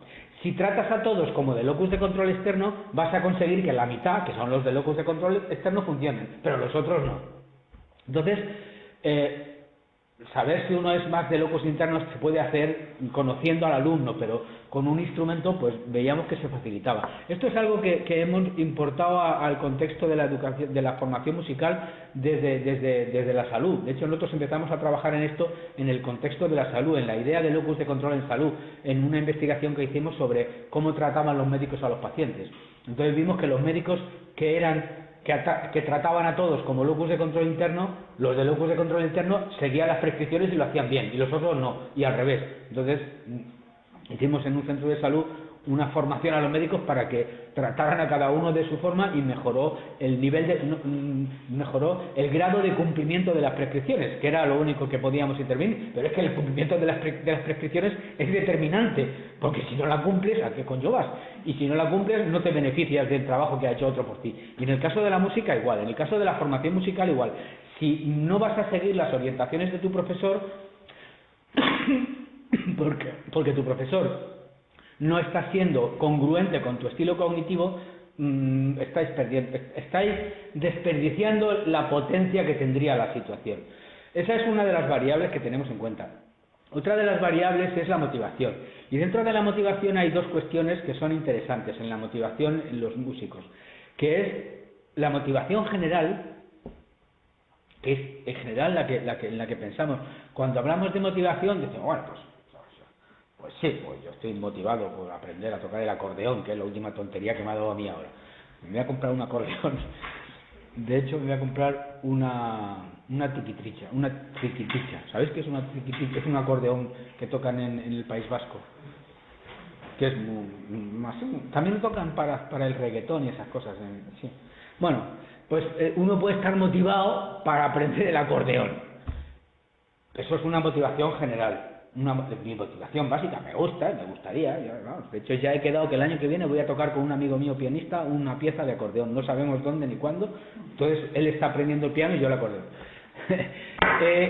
Bueno, pero eso no predice, esta motivación básica no predice que yo el año que viene cumpla esto.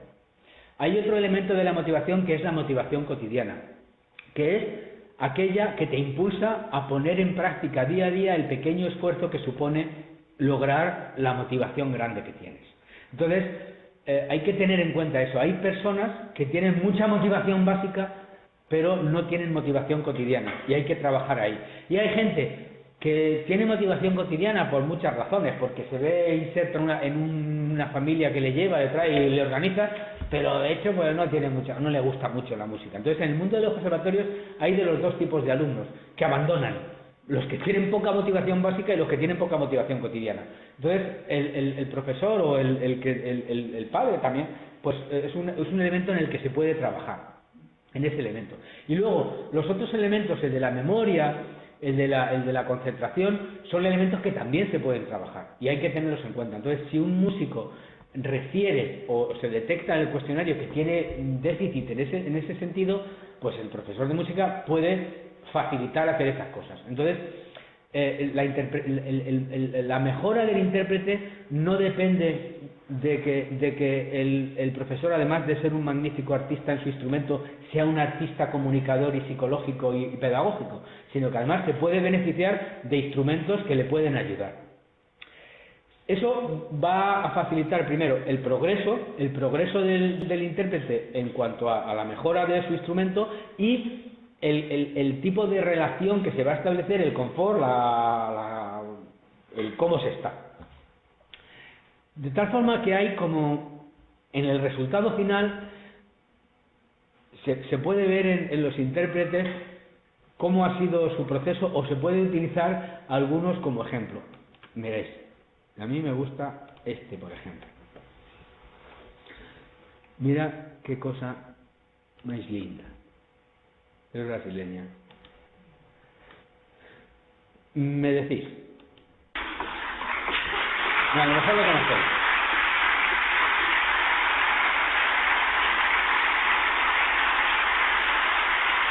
No, me pasaba igual también.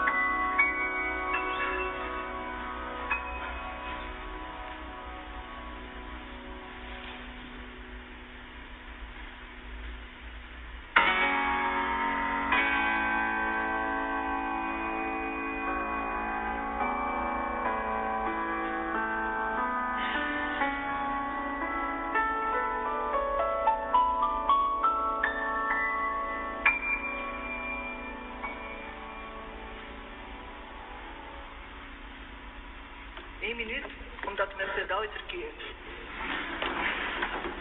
Hallo, de stemmer.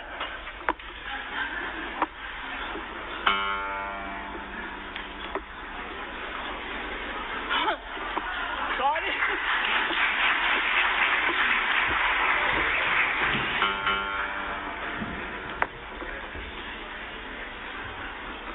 Ja. Zie, ik heb een extra pedaal.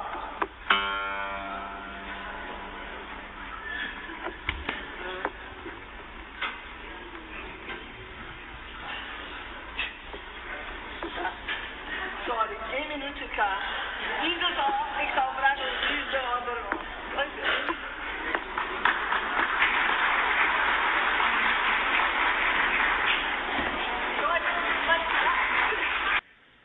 Fíjate qué putada. Claro, los intérpretes se diferencian en cómo reaccionan a estas cosas.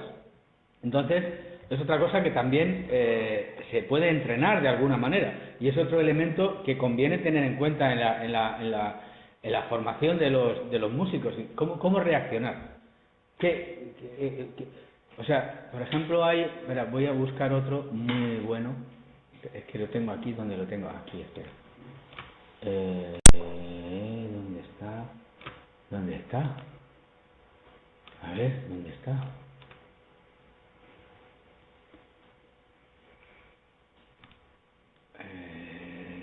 ¿Dónde he puesto yo antes lo de...?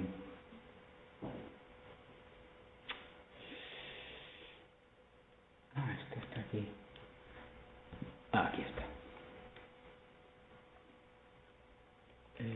¿Dónde están todos los vídeos? ¿Dónde están todos los vídeos? Aquí.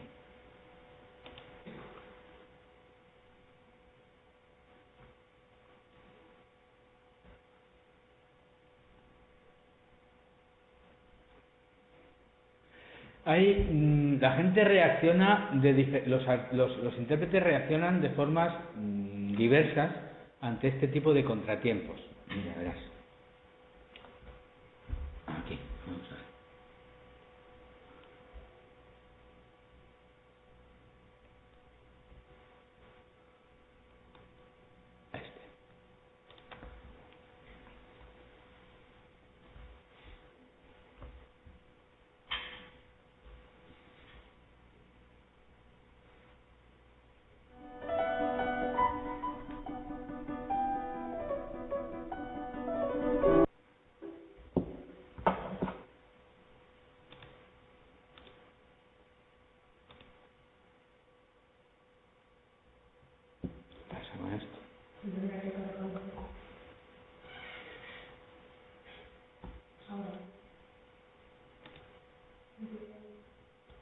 A ver, vamos a ponerlo ahí que ya va un poco cargado, sí, pero no arranca.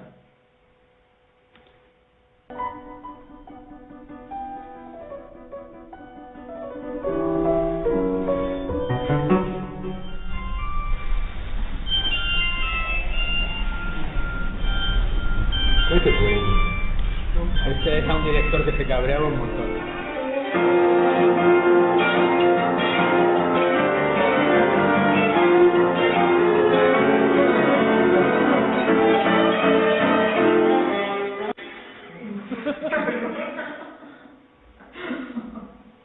Esto se para.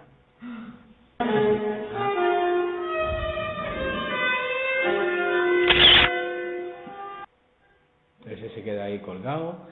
A ver si se carga esto un poco. Bueno, hay diferentes reacciones. Entonces, por ejemplo, una cosa que, por lo que hemos visto, no se trabaja suficientemente con los que se dice en la interpretación, es cómo solucionar los imprevistos, ¿no?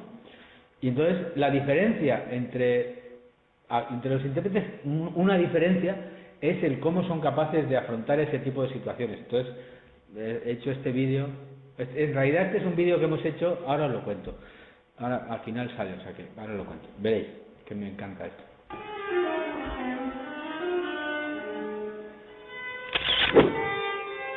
Ya ves.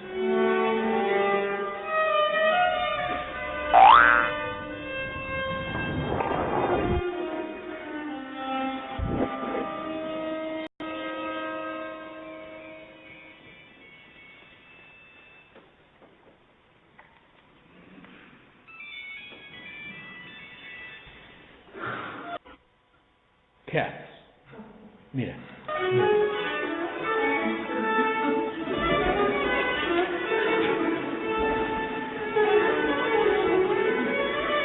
Pues justamente el autocontrol, la creatividad y el humor son cuestiones en las que también hay que entrenar a los intérpretes. La creatividad es algo más allá de la creación artística, hay que crear en las situaciones, hay que resolverlas. Bueno, esto era un anuncio que hice porque ahora tenemos, que ya que estamos aquí os invito porque es gratis para vosotros.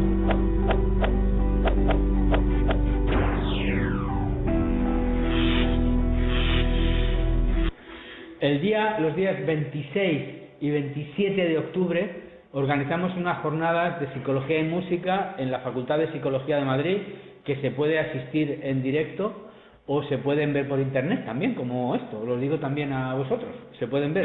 Entonces, los alumnos de la UNED lo tienen gratis. Los profesores de conservatorio no sé si lo tienen gratis. Si es virtual, es gratis para todo el mundo. Solo hay que escribirnos un email diciendo tu nombre, tu apellido, tu dirección de email y tu teléfono para poder enviarte los enlaces y saber quién eres, y te enviaremos los enlaces.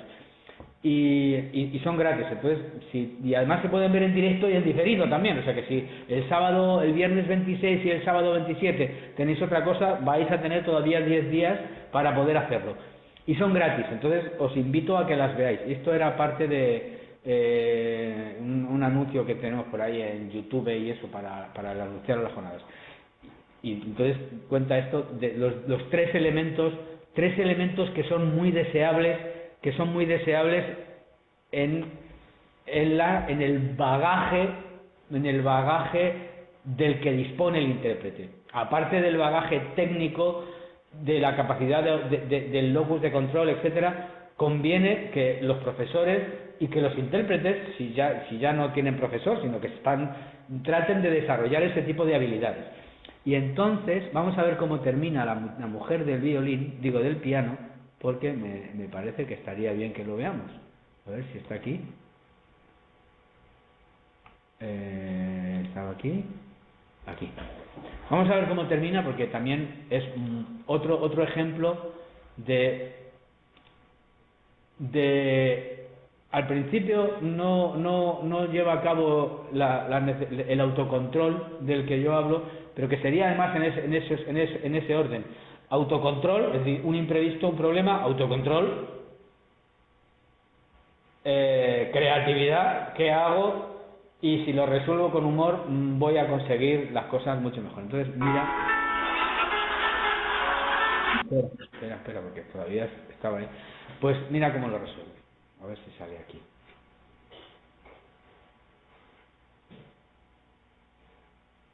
Esto es terrible.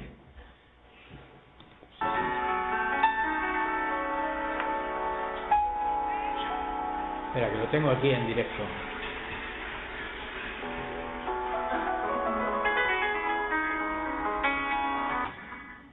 Aquí está, en directo, que se va a reproducir bien. Pero me lo he descargado para que no hubiera problemas. Íbamos por aquí.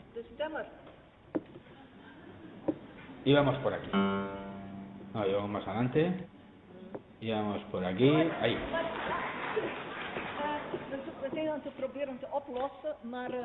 Los asistentes están tratando de arreglar la cosa encontrando otro piano, pero mientras tanto, ella...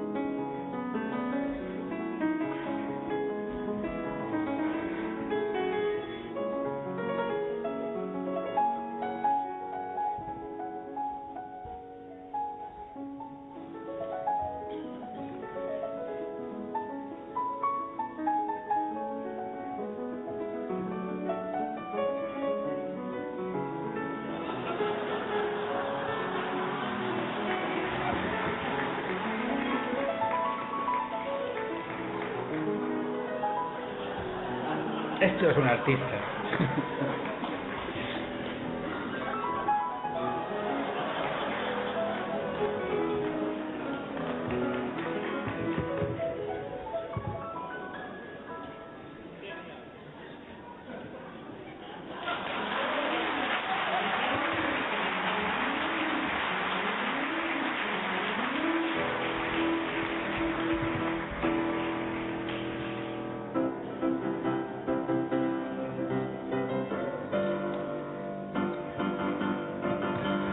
me miran los asistentes de estos impertérritos siguiendo a su rollo. Y ella haciendo show.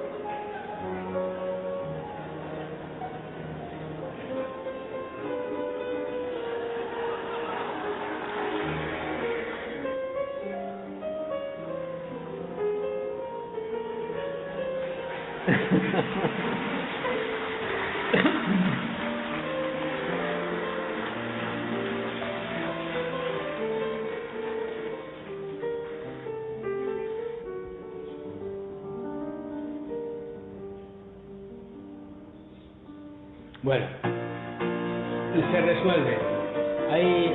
La verdad es que en YouTube probablemente hay más cosas. Yo he encontrado muchas cosas muy ilustrativas de qué variables de personalidad, de manera de afrontar las situaciones distinguen a algunos intérpretes que son obviamente mejores de otros que pueden ser buenísimos, pero que son capaces también de generar desagrado y desaprobación y molestia, ¿no? Entonces a mí me parece que estos tres factores de autocontrol, creatividad y humor son factores que habría que incluir en el currículum de todos los estos. ¿Tú qué haces si se te rompe el violín en una situación comprometida? Pues no, es que claro, es que se va al escenario con una idea de excesiva exigencia. Tienes que tener claro que la gente está allí para disfrutar, no para que tú lo hagas bien. Están allí para disfrutar. Entonces, si no lo haces bien, pues apáñatelas para que lo pasen bien. Yo en ese sentido, por ejemplo, mi profesor de violín, bueno, es que también es profesor de música, supongo que podrá decir mucho más que yo, pero en cuanto a mi experiencia como alumna, mi profesor, al menos yo lo percibo así, me transmite todos esos valores, en el sentido de que me dice que tengo que estar tranquila, las audiciones, y maneras que disfrutar, piensa que, pero claro, el nivel técnico que yo tengo, que es bajísimo porque estoy iniciando ahora, no me permite tener esa herramienta, o quizá por mi forma de ser, de poder controlar todas esas variables, de relajarte, pero sí que él me da pequeñas herramientas en cuanto a que me dice, si pasa algo tú, que se te vea tranquila, tienes que mantener la postura, tienes que tratar de seguirme a mí si te pierdes la partitura, pero claro, supongo que la experiencia, la habilidad técnica que tengas, el nivel de exigencia que tú también, no sé, la edad, yo supongo que también influye, supongo que no es igual empezar a tocar un instrumento más tan mayor que empezar cuando eres pequeño, no sé, supongo que hay muchas variables. Yo le quería preguntar a él como profesor de música,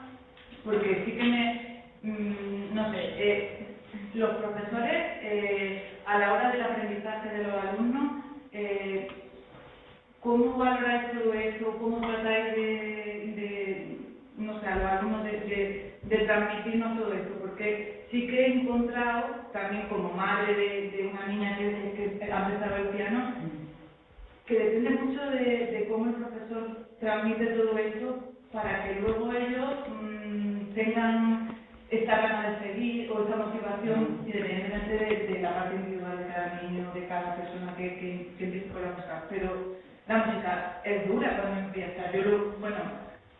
El aprendizaje. Yo creo que para resumirlo un poco, primero tiene que ver con la motivación, creo que es importantísimo. Y esto poco a poco se está viendo más. Yo creo que si el profesor en este caso no genera una motivación, una confianza, algo que, sobre todo con los niños, bueno, y con los adultos también, porque los adultos son muy sensibles también. Por eso cuesta que se pongan a estudiar un instrumento, ¿no? La motivación tiene que ver esto, ¿no? Con qué relación hay entre el profesor y el alumno, que le genere estos valores que tú decías. Pero yo creo que un enfoque que yo creo que es muy importante es que la música está ligada a una tradición. Y si no cuestionamos un poco esa tradición, la música ha cambiado mucho desde el siglo XIX hasta ahora, pero se sigue valorando como el siglo XIX. Pese a que hay muchas innovaciones, un montón, ¿no? De hecho, mismo en el Conservatorio de aquí de Palma se está estudiando como grado superior de música moderna, ¿no? Que en la península igual es más normal, o había más cosas que aquí hay. Yo soy de la postura, digamos, que la música es muy amplia. Y lo que es la tradición musical occidental es una parte importante, pero esa tradición trae unas metodologías, trae unas filosofías, que esto no se va a desaparecer. Y de hecho, sobre todo porque está muy arraigada con la cultura más general, está arraigada económicamente también, todo el tema de los conciertos, los rituales, es muy complejo. Entonces, claro, en realidad el primer vínculo que se genera entre un alumno y un profesor, yo creo que es muy importante, pero depende mucho de la formación que tiene el profesor, pero no estoy diciendo de la formación técnica, sino de la formación pedagógica, humana y personal, sí. Y bueno, yo en ese sentido, porque bueno, pero hay muchas, como sobre todo aquí en Europa se sigue mucho una tradición, y hay países más que se siguen más aún, pero bueno, la música también hay gente que la empieza a cuestionar. La tradición no quiere decir que todo lo que sea tradicional o siga unos cánones clásicos, digamos, sea malo o reprochable ni nada, sino que hay que verlo todo en su contexto, y todas las músicas son posibles. Y a mí me encanta la música clásica, pero también me encanta la moderna, y se puede profundizar mucho en eso, porque la música moderna tiene mucho más cosas de motivación, tiene mucho más frescura, tiene mucho más improvisación, y la música clásica es más complicada. Más estructurada, más... Tendría que mezclar, pero bueno, esto es muy difícil, porque sobre todo mi visión es que hay una tradición muy fuerte. Y esa tradición, hay un mínimo porcentaje que en las últimas décadas se empiezan a ver cosas nuevas, la psicología también se empieza a nivel motivacional, hay cosas, como dice él, que hay psicólogos en los conservatorios, pero también a nivel más metodológico se está estudiando mucho. Sí, hay un... temas de lenguaje musical, sí. audio perceptivo, Sí, hay un gran... Estamos muy específicos, y eso también genera cosas nuevas, pero sobre todo es la tradición un poco que marca unas metodologías, y si sigue esta metodología es muy probable que los niños se aburran, porque son metodologías que ya están obsoletas, que se siguen usando. El fenómeno de la música, yo creo que todos estamos de acuerdo en que es inabarcable y tiene innumerables perspectivas, o sea, y la música se ve desde innumerables perspectivas, desde la perspectiva del negocio, desde la perspectiva educativa, desde la perspectiva, medioambiental. Tiene innumerables perspectivas, matemática, informática, electrónica, de luthiers, tiene infinitas, no, pero innumerables perspectivas. La relación psicología-música no tiene tantas innumerables perspectivas, pero también tiene numerosas formas de buscar y de entender esa relación de la música con la psicología y de la psicología con la música. Si pones primero música y psicología, estás dando una idea de lo que quieres hablar. Si dices psicología y música, es otra. Nosotros decimos por eso psicología y música, porque si dices música y psicología, todo el mundo espera que haya un concierto en la actividad, además. Pero si pones psicología y música, puede ser que no lo haya. Bueno, hay numerosas. Hay desde como estaba señalando, la que tiene que ver con la percepción, con los fenómenos puramente acústicos, la neurocientífica, que tiene que ver específicamente con el tema del impacto que tiene en el cerebro, la perspectiva educacional, el modelo conservatorio, rígido, de no sé qué, la perspectiva artística, expresiva, social, la perspectiva del intérprete, que es de donde hemos partido nosotros y donde hemos tratado de abrirnos un poco más, aunque ya conté ayer que nuestra entrada en este negocio fue desde el punto del intérprete, de la persona que hace la música. La verdad es que nos interesaba muy poco, ahora un poco más el creador, nos interesaba muy poco el compositor, nos interesa el intérprete, que es el que está ahí. Y ahora ya nos hemos abierto un poco más, pero que hay muchas perspectivas. En este curso en concreto, no hemos podido tocar todas las perspectivas, pero yo creo que sí que hemos señalado muchas, y la idea no era cerrar nada, obviamente, porque es tan amplio, tanto la música como la psicología, y la psicología y la música pues es una interacción, entonces lo multiplicamos, que es muy difícil cerrar un tema. Si hubiéramos sido más concretos, como la psicología y la neurociencia en relación con el córtex prefrontal, pues a lo mejor en 10 o 12 días habíamos cerrado el tema, pero psicología y música es muy amplio, y la idea era sencillamente presentar un panorama y apuntar cosas que podían ser útiles. O sea, yo no sé hasta qué punto hemos conseguido que alguna cosa os resulte útil.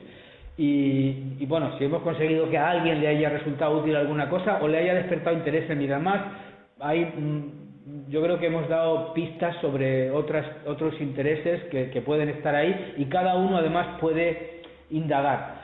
Entonces vamos a terminar. A mí me gustaría terminar poniendo un anuncio de estos que hago yo para las jornadas. Insisto, lo de las jornadas de psicología y música estaría bien que queráis venir. Voy a poner el anuncio, y mientras ponemos el anuncio, pues pensáis si queréis hablar de alguna cosa más y alguna pregunta, y el anuncio dura 1 minuto, y si no, pues lo dejamos. Entonces voy a poner el anuncio, que me gusta mucho porque...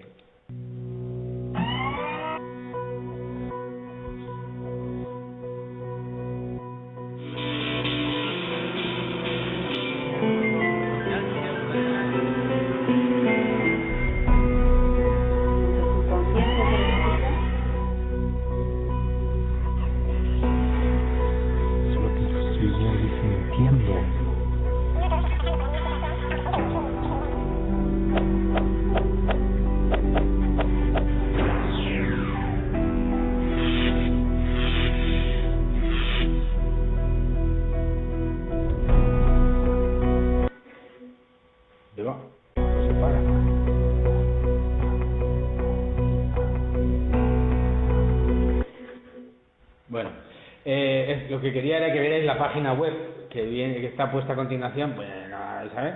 La voy a poner aquí por si alguien la quiere entrar.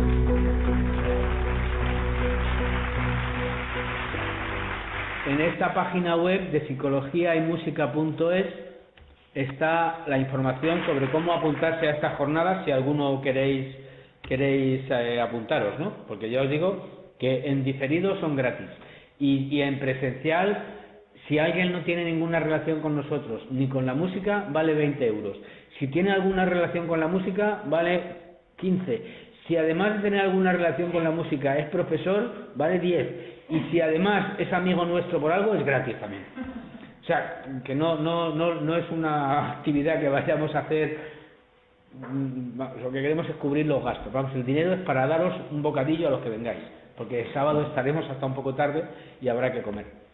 Entonces, si tenéis alguna cuestión, pues la podemos hablar, lo mismo que en internet, aunque veo que ya se están yendo todos, y si no, pues quedamos para otra cosa, nos tenéis a vuestra disposición. En esta página web hay un email de contacto por si queréis cosas, pues